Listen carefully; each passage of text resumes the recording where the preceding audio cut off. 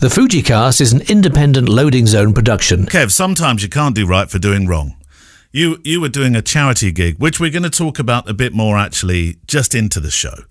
So let's not do too much of a spoiler. But you borrowed a van to help out with a charity gig, and you managed to wreck it within, a mile or two. I didn't wreck it. It wrecked us. Yeah. Yeah, hurtling down the A417, Cirencester Road, good 70 miles an hour.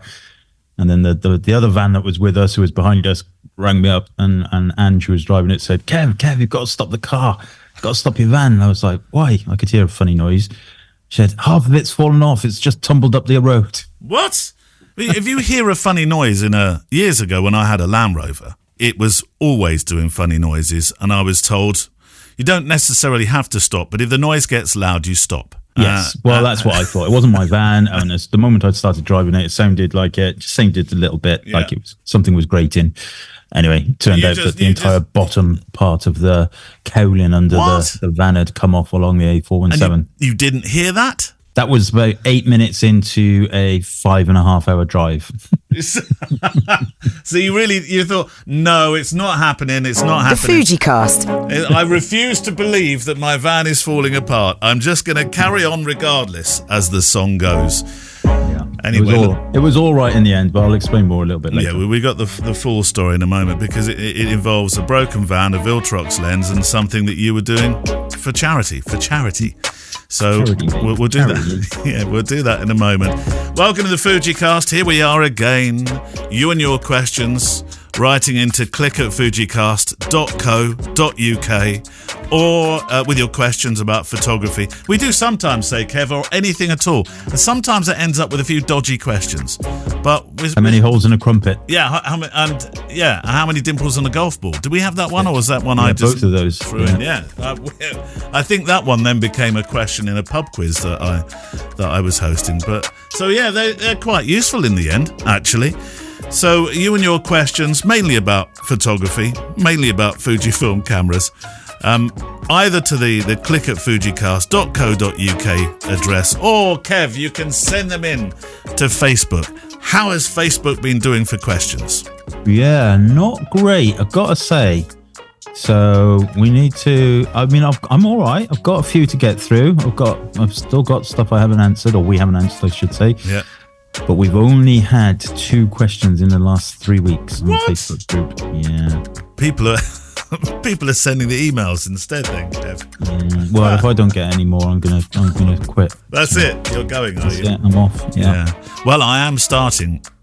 I know you are. I can see, even though you're in Malmesbury and I'm here as a sort of crow flies journey about 45 minutes away, I can see your eyes rolling whenever I use the words, I am starting. But you could join me on the new wedding podcast, Kev. Oh no! Didn't you do this before? I know. I set out to do. I never launched it, but I've had a doozer of an idea. A doozer, because you don't want to do just another wedding podcast in the way that you hear wedding podcasts done. I just couldn't bear that. So how are you doing it then? What is it, first of all? I can't say anything, Kev, because that's giving the secrets away. Oh, you've not launched it? No, not yet. Oh, right. That's brilliant marketing, that, mate. No, when I launch it, I'll do a proper thing here. Yeah, and I'm hoping you're going to be a part of at least the first one. I haven't asked you about this yet. But no. It's in here, Kev. It's in... it's all on there. What, your book of ideas? Yeah, it's a small book of ideas by the sound of it, isn't it? I think your book of ideas is enormous. It is actually. Like Yellow Pages. I do have a lot of ideas. I'm an ideas merchant. I don't always see them all through, but when I do them, I do them with a vigour. Definitely do. I found Arsenal in the Premier League. Don't always see it through. It's always a good effort.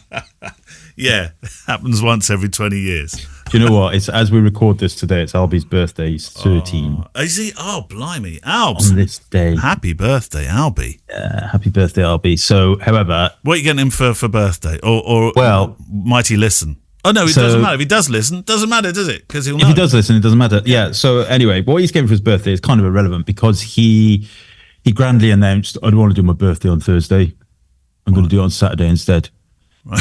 So literally nothing today. No. Well, you no, know, today's his Monday, birthday. on the day the show comes out. Kev. Yes. Day of recording is Monday. So what's Thursday, 2nd of May. Thursday, 2nd of May. So today is today. hang on. Today is his birthday. Today, the day we're speaking here. Oh, I thought you were being right now, clever. this day. I thought you were being No. clever and doing it as if his birthday's Monday. No, but what he grandly announced was, for my birthday, I want Dad to take me down the Rose and Crown, watch the Arsenal game at 12:30, and then go for a curry. Oh, I think that sounds perfect. It's brilliant. I said, do you want Mum and Rosa to be involved in that? No. Don't mind. Oh, that's terrible. When somebody says don't mind, up to you. Up to you is one of the worst things, isn't it? When you ask somebody, would you like to do da-da-da? And they'll go, up to you. And you think, oh, what does that mean?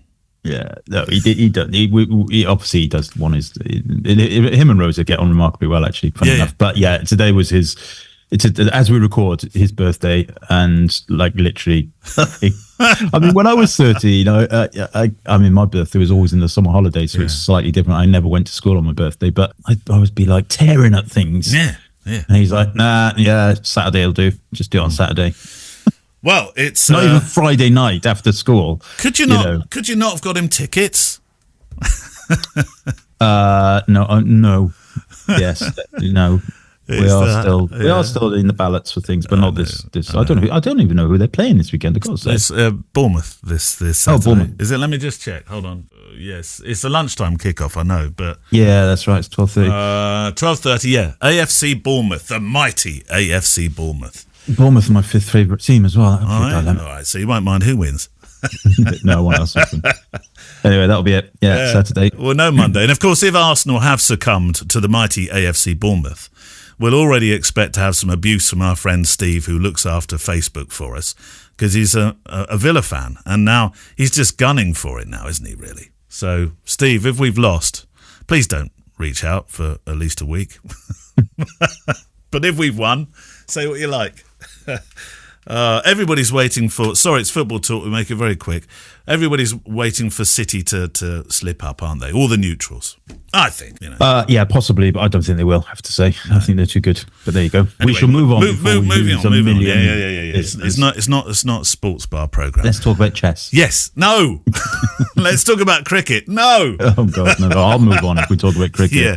Right, come on, tell us about the charity thing, because there is a photographic element to it. So, yeah, you broke the van, but the reason you had the van was because you were doing a particular gig for a friend of yours, who's a very special friend, who listens to this program as well. So we need a bit of backstory, Kev. Yeah, so I didn't break the van, by the way. Turns out the van had already been broken and the guy knew it, but he didn't think it was that bad.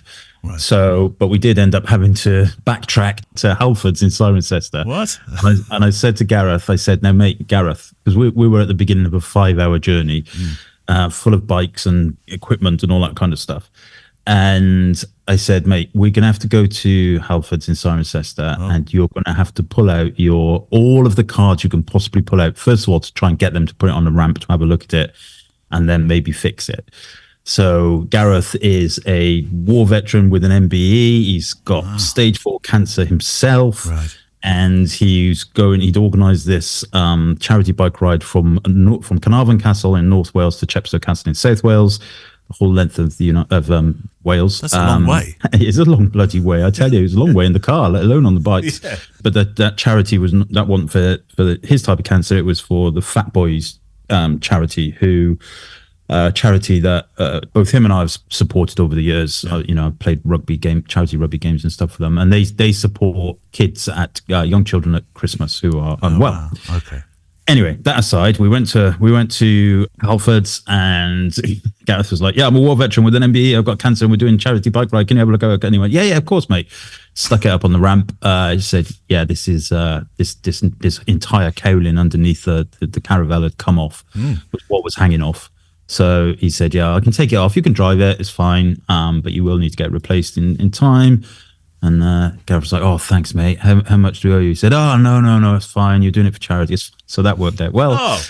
And then we hurtled up through North Wales to our digs in Carnarvon Castle, and then essentially I was the support driver. Hang on a minute. Your digs in Carnarvon Castle. You were staying in the castle? Well, we weren't staying in the castle, but actually the digs we did have all tunnels that lead to Carnarvon Castle that were bricked up. I mean, if you've ever been to Carnarvon, it's hard not to have any part of your house that's not in Carnarvon Castle. It's enormous. Yeah. But I was a support driver and the photographer. Originally, I was going to be the photographer, and then I got upgraded to support driver as well. But it was great. I really enjoyed it. I mean, the guys that organised the route, I think it was Ian, one of the chaps, who's a Scottish guy, who organised the route, and he did an amazing job, kept us up all the A roads, all that kind of stuff. We went through the most amazing. Now, I being from Wales, I feel like I know a lot of Wales, but there were places that I'd never knew existed, and they were absolutely beautiful. Now, of course, Gareth couldn't do the 180 kilometres a day that they were doing in one shout. So I needed to kind of tail him and get ahead of him and pick him up and drop him off and all that kind of stuff. But at the same time, I was just hurtling this van, well, not hurtling the van, but hurtling the van into random driveways, lay-bys, all kinds of stuff, getting my camera out. I had great fun because I was pretending to be a speed policeman, with a photographer, with a camera. So I was waiting for them to come up the hill or down the hill in many cases. And if there was a car coming that I thought was going a little bit too quick, I just lift up my XT5 I had the Viltrox 75mm and just point it at the cars. They all slowed down. Did they? It was brilliant. What were you doing? Were you wearing a high-vis jacket as well? No, I was wearing my Cirencester Goblin Green judo hoodie because I felt like the cyclists could see me. You hardly look like a traffic cop. I know, but it was brilliant. It was amazing. I just stood there. The van had its hazard lights on. I was stood next to it. Yeah. Cars come hurtling down the hill. I just raised my camera to my eye and they all whacked their brakes on. And then cursed you as they went past. Probably. But honestly, I have no idea about cycling, and I am one of those people generally that kind of sits behind cyclists in the country roads around here. I'm always, I'm never dangerous. I don't overtake them when I can't and all that kind of stuff, but I do sometimes, a couple of words under my breath at them, as you're waiting for them to go up this gradient hill. However, they motor, they shift. So I go, what I feel like is about 2 miles down the road, plenty of time. I was going to get my book out, have a little bit of a read, wait for them to come along. By the time I put the handbrake on, there they are. Whoosh, whoosh, whoosh. Were any of them on e-bikes? No, God, no. Blimey. They were on proper hardcore. Well, no, e-bikes can be proper. And the only reason I say that is for all those hills in Wales. Wales is not exactly like Holland. And then you might need an e-bike here and there. No, so they went up the Machynlleth Mountain, which is steep as you wish. And I got to the top in the van. I took Gareth did part of it, and we got to the top. Yeah, and it's above. Well, it's not above the tree line, but no trees grow up there because it's the weather is inclement. And it was howling with wind, pouring with rain. And we were waiting, and I decided to get out the van and walk over the lip of this hill to see if I could see them, to try and get a long panoramic shot.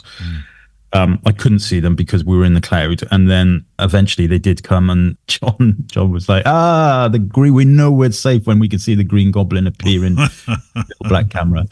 Anyway, that aside, it was brilliant. But I have to say that I took that Viltrox 75mm f1.2 lens with me, and I had the camera on continuous focus on XT5. I shot mostly at 1.2 because that's what I think will appeal. People will be appealed. No, not appealed. Is the appealing factor. People will be drawn to, you mean? Yes, yeah. That's right, drawn to. And it was incredible. I have to say, incredible. Now, I don't have the 90mm f2 or anything like that, but this was, it made beautiful images. I do have a blog post on my website if people want to see it. So this is a 75mm? 75mm f1.2. And it was a real joy to use. I mean, I can't see any use for it for myself at weddings, but for this kind of stuff, when I do the Great Bristol Run in a couple of weeks, I'll be using it as well. I think it's absolutely phenomenal. It's really, really beautiful images. And even at f1.2, even when these cyclists are going at, like 30 kilometers an hour, whatever they were doing, it's creating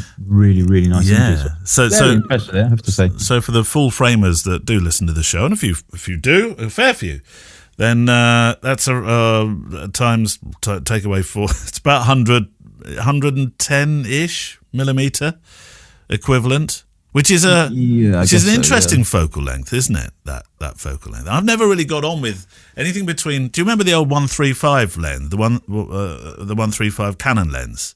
Yes. Which was I had fantastic, that, yeah. F2 I think it was. A fantastic lens.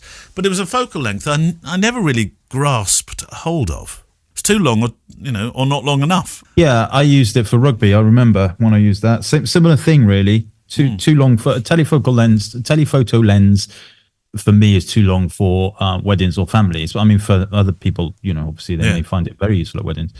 But for this kind of thing, and I think if you're a portrait photographer, it's going to be fantastic lens, and of course, I haven't done a review yet. I will do a review once I've done the Great Bristol Run, but I don't have a 90mm Fujifilm lens to do any comparison with. Did you once have one? Have I got it perhaps?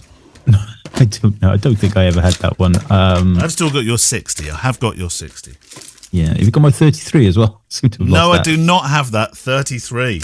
Anyway, the what were we talking about? You throw me now. No, that's right. With the charity, looking at. Oh yeah, that Gareth was it. Yeah, so 75 mil. That was a sterling effort from Gareth as well. A very sterling effort. Yeah, absolutely. And he does listen to the show. £5,000 as well. Yeah, he does listen to the show. Yeah. So as we record, he's in the blue chair of doom, as he calls it, having chemo.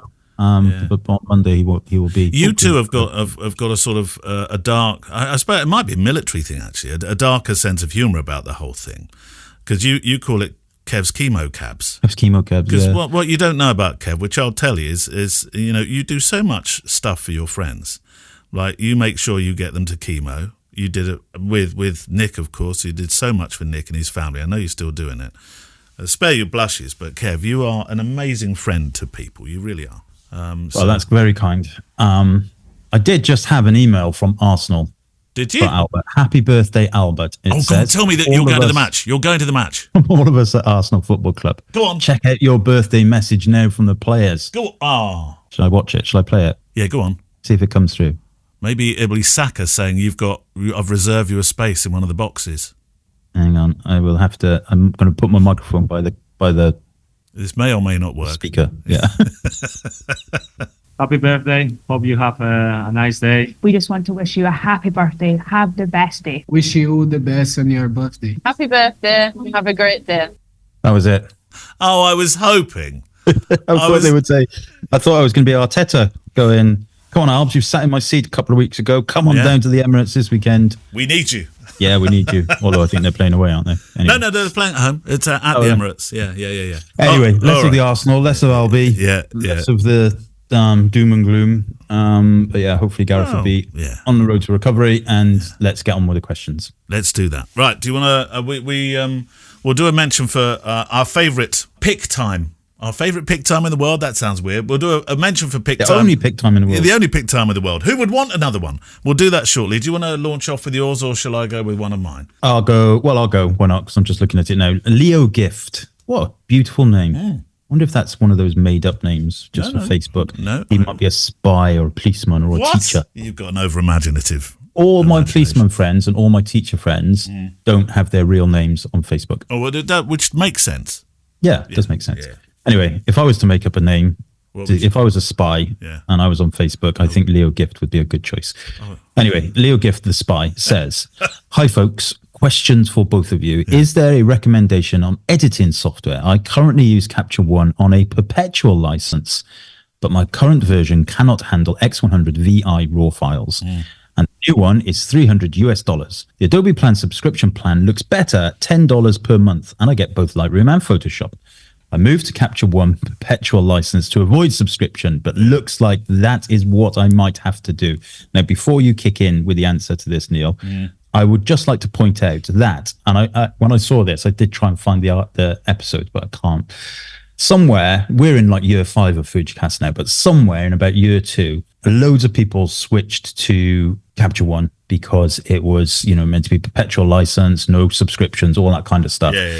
And I proclaimed at the time, and I remember saying it, I will eat my hat if Capture One do not go to a subscription model. You said it quite recently. You said it recently, Kev. Well, they've gone subscription. No, you said it just before. Before you said it recently, just before they did it. Yeah, I knew they would, because that's the way business works these days. I'm not knocking them. I think it's a great business model.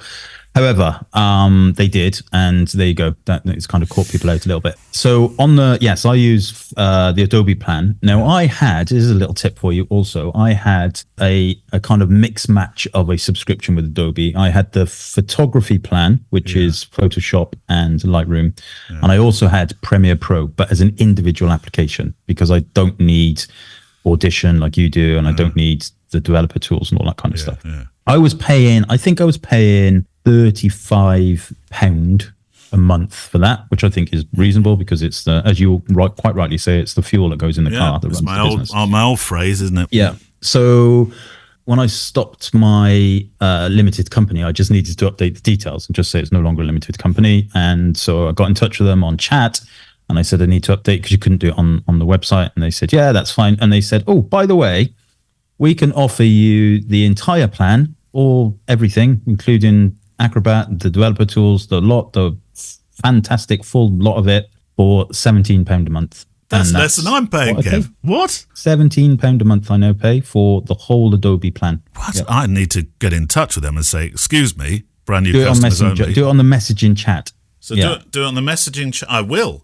That's what happened to me. I'm not saying it will happen to you, but that's what happened to me. So yeah, I to answer Leo's question, I use the Adobe plan, Photoshop, Lightroom, and it just works seamlessly. Yeah, well. There is I come back to your. Is it your left or your right arm, Kev? Stuff that works. Left arm. Left arm. If I had, this is a horrible thought. If ever I had to identify you, I'd look for your left arm. Does it have stuff that works on it? Yeah, that's him. But that's grim. It was a bit grim. We've gone down a dark alley with this episode today. Yeah, it is stuff that works though, Kev, isn't it? I mean, it updates regularly with every single camera release. Okay, it doesn't sometimes happen immediately, but it's pretty darn quick. And the tools in it, the way that everything interfaces, particularly if you're making films, and if you're using Adobe Premiere and something sound-wise isn't quite right, and you've got Adobe Audition as part of your package, then the whole thing it's in the same space, isn't it? It just opens up within itself. You make the changes, and then that's what, for me, Adobe is very good at doing. Everything now talks to itself. Yeah, from a kind of, what's the word I'm looking for, kind of development point of view, they're usually ahead of the curve in terms of, the new technologies and all that kind of stuff. Yeah. I also like the Lightroom app on my phone as well. So I do all my kind of photography through that. Yeah. It just syncs up with the Adobe Cloud and then it appears in my desktop. Yeah, of course, that is part of the package as well. So is Adobe Rush part of the package? I can't remember. Yeah, I don't know. I don't. It's part of my package, but I don't know if it's part of the photography package. Right. So I don't know. Yeah, I don't know that. But yeah, it's a no-brainer for $10 a month, as Leo is saying. I think that's fair play. I know there's subscription. It's a couple of coffees from Costa, isn't it? Yeah, that's true. I know there's a bit of subscription fade with some folks. I understand it. But that is the way that many businesses now work. You've just got to be, good at managing which ones you really need. Yeah, but also it is the way that business works. But I don't think people should get annoyed about it, because in the old days, I remember buying my first ever creative suite. Yeah, and it came in a big box. I mean, a big box. It was like £1,700. It came on a load of DVDs. Oh no! And then you'd have no hope once new cameras came out or anything like that. They never updated Camera Raw or anything. You'd have to buy the next version, So I think, over the lifetime, probably you end up spending more if you use it for 20, 30 years or something. Yeah. But generally, I think it's a much more sustainable way of doing things. I don't agree with it for software where there's no real updates. So, if it's a subscription plan on something, I don't know. Well, I can't think of. Well, anything I tell you what, a good example of this is, you'll see them all across Instagram now, is Keep Fit plans, where essentially one Keep Fit plan has been built. Yeah. And then they want you to, some of them are quite expensive actually. Some of them are like something $25 a month. And Calinetics, that's the key word, isn't it? Is it calisthenics? Drinks receptions. Yeah. They're not being necessarily updated. They're the one, I agree with you. They're the ones where I think, no, let's buy it. Let me have it. Let me buy it from you. Yeah, if there's no future investment in it, then absolutely, I don't agree with the subscription model. But if there is, and then I think it's fair. Can we mention at this point pick time, pick-time.com. Talking of subscription models, yeah, this is one though. If you are a wedding photographer, an event photographer, many different kinds of photographers, or if you just want to show your work, it's and also have an opportunity to sell your work on the platform. PickTime, perfect place to go to. We both use it. I think we've been using it years now, Kev. Definitely before the thing that shall not be mentioned took over the world.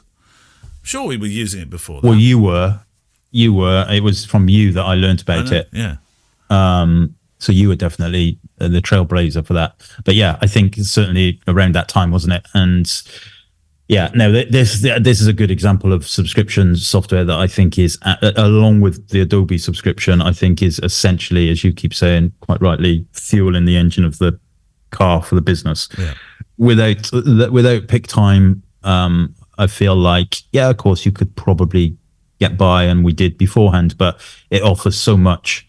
From a client point of view, it's just a dream for them to use it, and facilitating ordering, all that kind of stuff. Like I said, I haven't touched, designed, looked at an album since I started using PickTime. No, I just let it all happen, and then just take the money at the end of the month. Spondoolies in my bank account. Lovely. Thank you, PickTime. So if you want to go to PickTime and use them as what me and and Kev use, then go to pick-time.com. And if you join up, you get a month free if you put in the word FujiCast. We've always said uppercase. I don't think it matters, but just do it. To humour us both. Thank you, PickTime, as well, for supporting us. Amazing service. I can't imagine running any other gallery system. Honestly, I can't, Kev. Not just because they look after us, because we were using them long before they did that, before they were supporting the show, but because I genuinely, honestly couldn't imagine using any other gallery now. I really can't. So, questions. I'm not sure this is a question, actually, Kev. Seems to be a statement in places. Simon Brown. Hi, chaps. Just wanted to drop you a line to say I'm loving the podcast. Yada, yada, yada. Was thinking about buying an X70 a couple of months ago and was chatting about it with somebody at the photography club who put me onto Kev's videos and blogs, which led me to your podcast.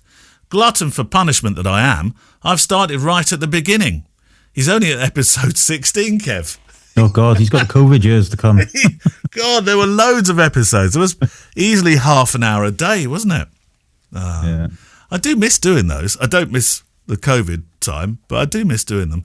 Despite the episodes I'm listening to being 5 years old at this point, I'm still finding them useful as I currently shoot with two XT3s.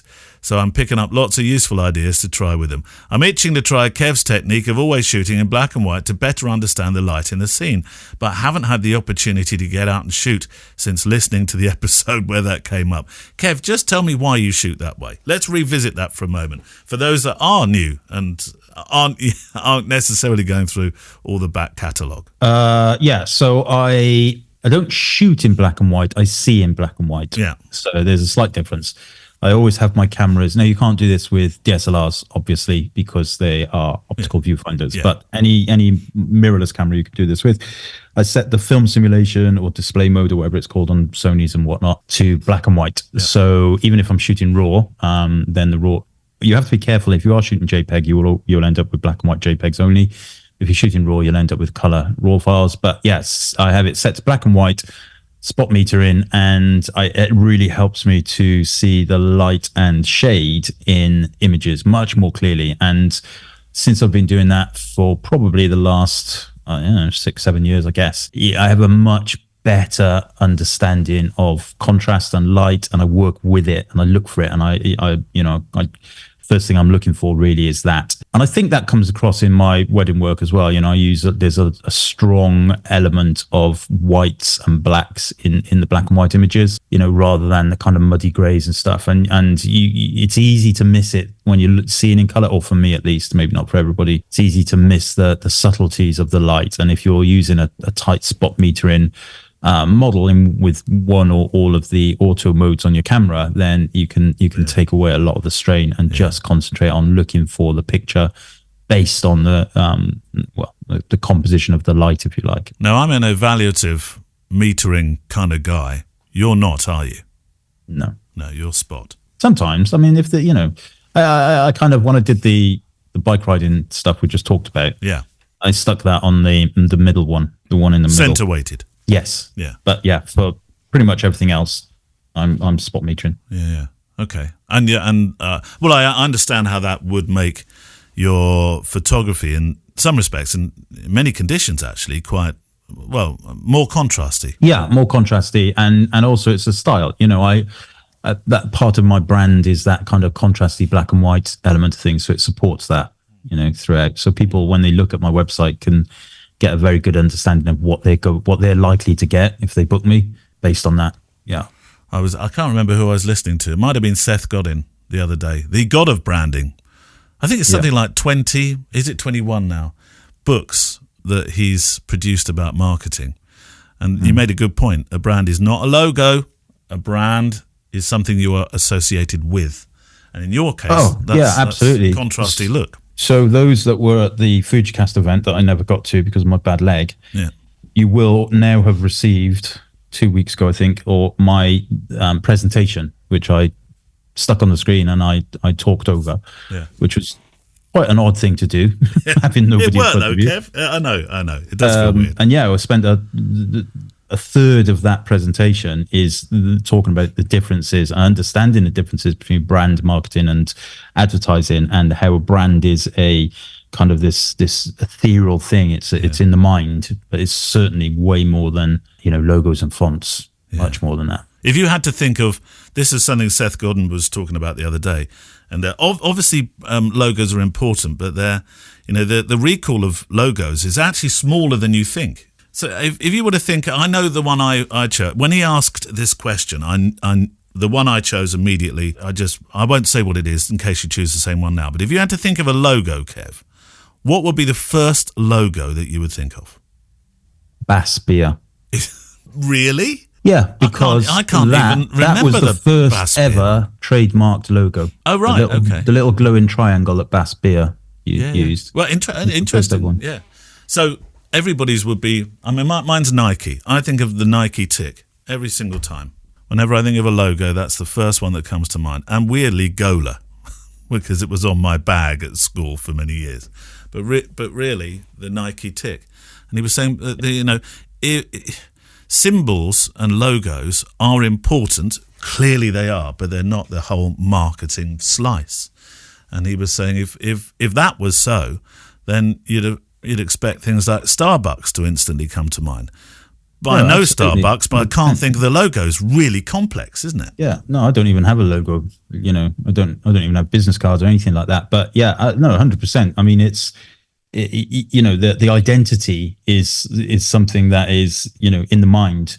Well, I always talk about that book, the 22 Immutable Laws of Marketing the 22 Immutable Laws of Branding. We'll link to those. Really powerful and really, really still relevant books, even though they were written in the 70s. Yeah. I went through those diligently and applied as much as I possibly could to my business. Very, very good books. Yeah. Simon did have another bit to the question here, or his email. I'm not sure whether it's being inspired by your images or the onset of a midlife crisis. Oh my God, you're going to go out and buy a Land Rover. That's what I did, Simon. Worst thing I ever did. I love Land Rovers, but this was a terrible Land Rover. A midlife crisis being brought on by working for the same organisation for over 20 years and going through yet another internal reorganisation. I tell you what, Kev, even when times are tough in our businesses, although you did come out of a corporate environment, I've never had to go through an internal reorganisation. What does that feel like, Kev? Have you ever been through an internal reorganisation? That sounds a bit medical. Yeah. Medical to me. Yeah, I have, but I survived. So anyway, He says, at the moment, I'm strongly considering whether or not to instead start a wedding photography business. It'd be interesting to see whether anything came of that, when or if I hear this message read out on the cast. Well, Simon, you only sent this in quite recently, so I doubt you've had anything to do, or maybe you've been that quick that you've launched it. And also, he's only up to episode 6. Yeah, 16. 16. So, 16. Yeah. So he's got about 4.5 years worth of listening before he gets to the podcast episode where we answer his question. Oh, that's true. Oh, yeah. So by then, what have you done, Simon? Have you started it? Yeah, Simon's he's got this huge wedding business. He travels the world. Very, very successful. No more internal reorganizations for that man. Yeah. World famous Simon. Yeah.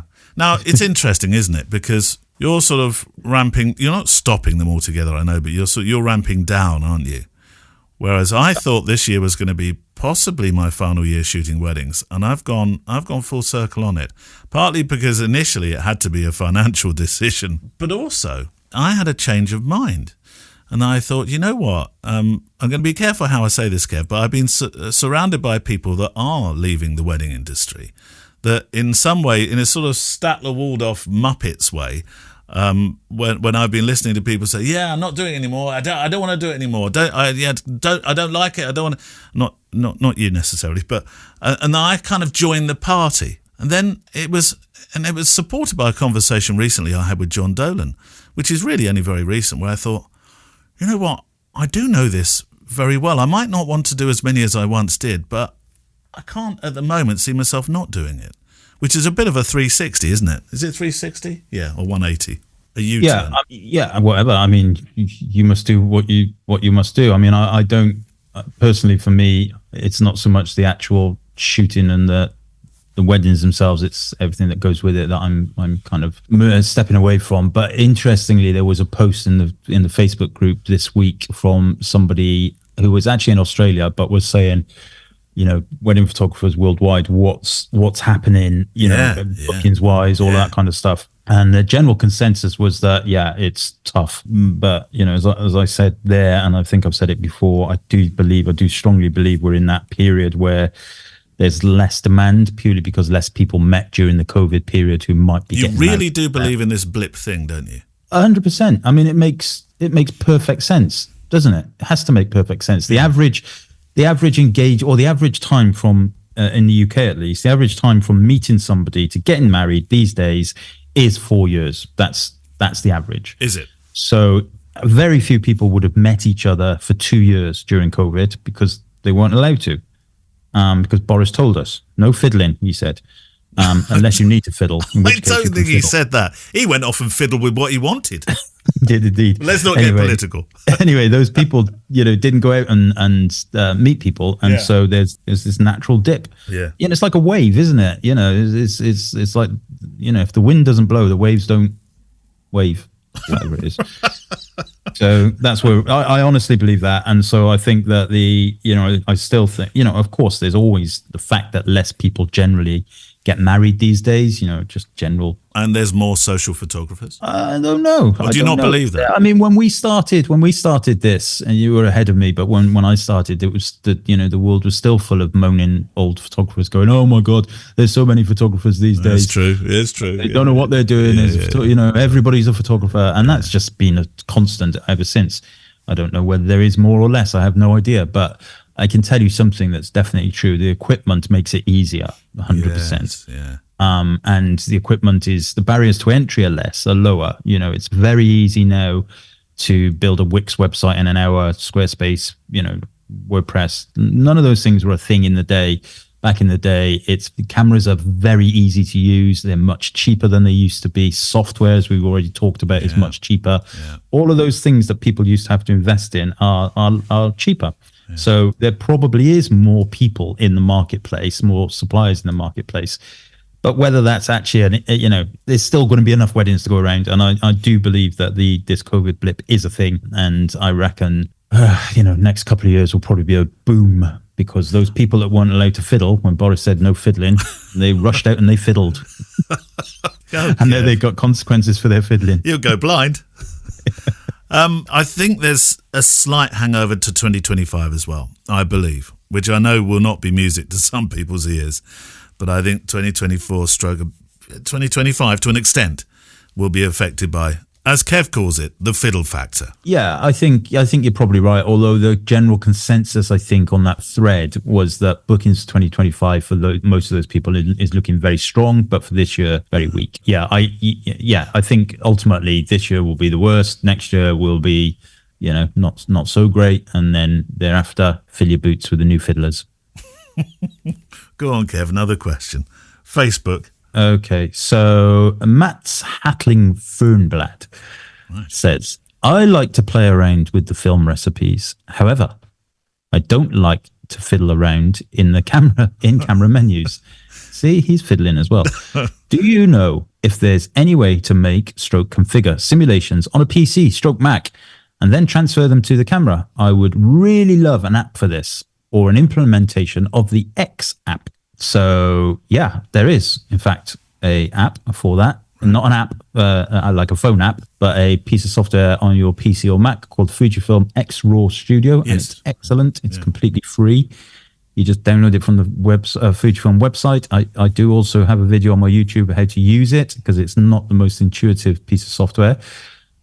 You do have to plug your camera into the computer via USB cable, but then you can build your film recipes, you can save them, you can put them into custom settings, and you can send them to your camera as well as keep them locally on your computer. So yeah, the Fujifilm X-Raw Studio is exactly what you're looking for, Matt. Happy days. If you want to send your questions in, remember that there's Sunday, Monday. That one. There are two ways to get your questions in. Facebook, do them through the Facebook group. You need some, don't you, Kev? We'll remind you at the end of the show. And also click at fujicast.co.uk. Last question of the show. Actually, this has been very long form today, Kev. So less questions, but we seem to have spent longer on them. Yeah, I need to rev up my chemo cab in a minute. I know you do, yeah. What time is Gareth due to be there? 11ish. Yeah. Okay, we better do this quick then. Adam Belcher. Hello, hope you're both well and Kev's leg is much better. Is your leg much better, Kev? I'd say yes. Right. Have you been to the doctor yet? I'd say I'm trying. It's not an easy thing getting a doctor's appointment. I gave Kev so many ideas, even said I'd drive him there. And he's just not doing it. Anyway, it's all right at the moment, put it that way. Good. I'm not competing on the judo mat, but I am on the judo mat. I'm coaching. Although judo is not on this week because of local elections and they use our hall to do their counting. What? Okay. Do you know, if you ever do go and they start replacing bits, you're going to be like the $6 million man, you are. My question is about lenses. I really love using my Fujifilm primes. The 23 and 90 are lovely.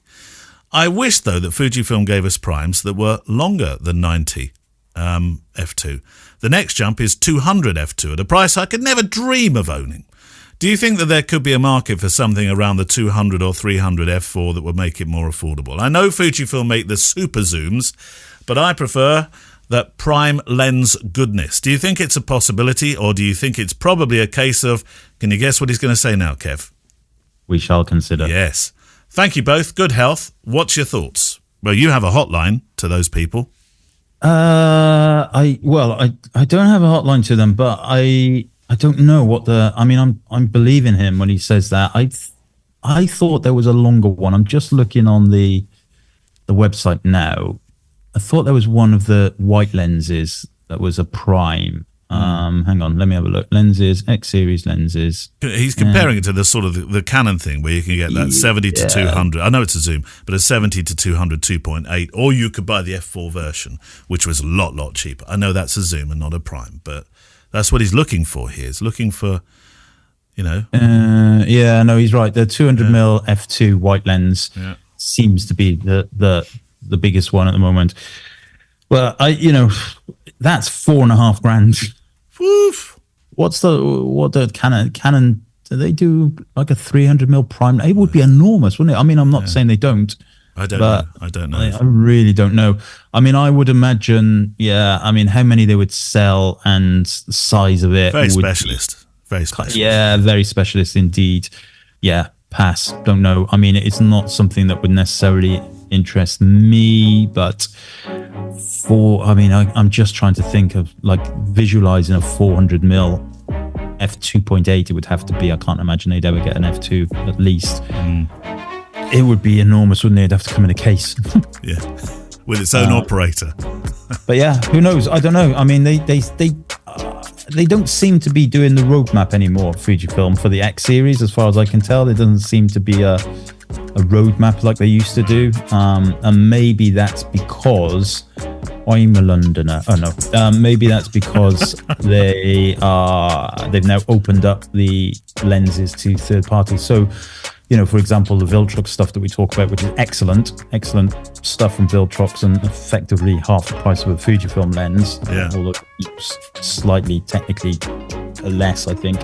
But maybe they can't keep up with the lens map, because the lens map used to include third-party lenses like the old Zeiss lenses and stuff. Well, I think that it's going to be a we shall consider. And with that, Kev, we need to get you out on the road. Kev's Chemo Cabs needs to, get into operation. Gareth, all the best for today. Terrific effort all round with that charity event. And get your questions in to the Facebook group, Kev, or, of course, by a click at fujicast.co.uk. Right, off you go, Kev. I'm starting the stopwatch. Do not break any more vans. See you soon. Bye-bye. Bye. The FujiCast is an independent loading zone production. Email the show with your questions and words of wisdom to click@fujicast.co.uk. Email any complaints and political nonsense to our wives, who will deal with your comments in their own good time and in their own good way.